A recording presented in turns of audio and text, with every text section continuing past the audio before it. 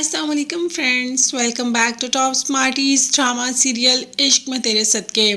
नूर को जैसे ही पता चलता है कि हूर उसकी बहन है तो बस सारे का सारा इल्ज़ाम जुल्फ़िकार पर ही लगा देती है कि तुमने मेरी बहन के साथ ऐसा क्या किया कि उसे जान से हाथ धो पड़ने पड़े। अब जुल्फ़िकार ने कहा कि कुछ नहीं किया, हाँ मैं अपने गुस्से पर कंट्रोल नहीं कर पाया। मुझे हूर कहती रही कि जुल्फ़िकार गाड़ी आहिस्ता चलाओ। काश मैं उस वक़्त हूर की बात मान लेता तो आज हूर मेरे साथ होती। अब नूर ने सारी हकीकत बता दी कि हूर उसकी बहन है और निकाहनामा चेक करो तो वहाँ पर बाप का नाम अहमद होगा। नूर को तो जुल्फ़िकार पे इतना गुस्सा है कि जुल्फ़िकार को बातें सुनाकर घर से निकल आती है। अब रास्ते में ही मुलाकात हो जाती है पुप्पो से, जो कि गाड़ी में जा रही होती हैं। रास्ते में नूर को ऐसे चलता देख गाड़ी रोकती है और कहती है कि आओ अंदर बैठो, जबकि नूर ने कहा कि नहीं पुप्पो मुझे जाने दे, मैं नहीं बैठूंगी। अब ऐसा कैसे हो सकता है कि नूर सड़कों पर फिर रही हो और पुप्पो से अपने साथ भी ना बिठाए।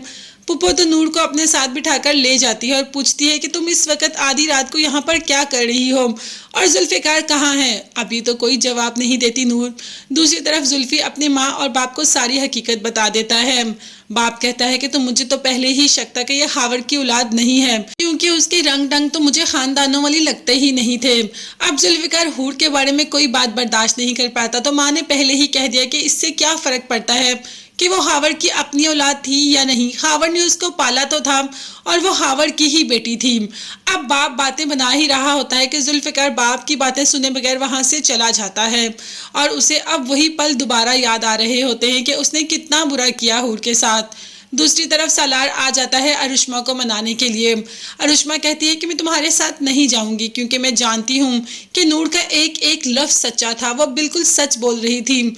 तुमने ही उसके साथ हमेशा बुरा करने की कोशिश की और वो अपनी जान बचाती रही। अब सालार को तो इतना गुस्सा आता है कि अरुष्मा की गर्दन ही पकड़ लेता है और कहता है कि तुम्हें तो अब बिल्कुल भी नहीं छोड़ूंगा। अब तो मेरी जिद है कि मुझे नूर चाहिए और नूर ही चाहिए।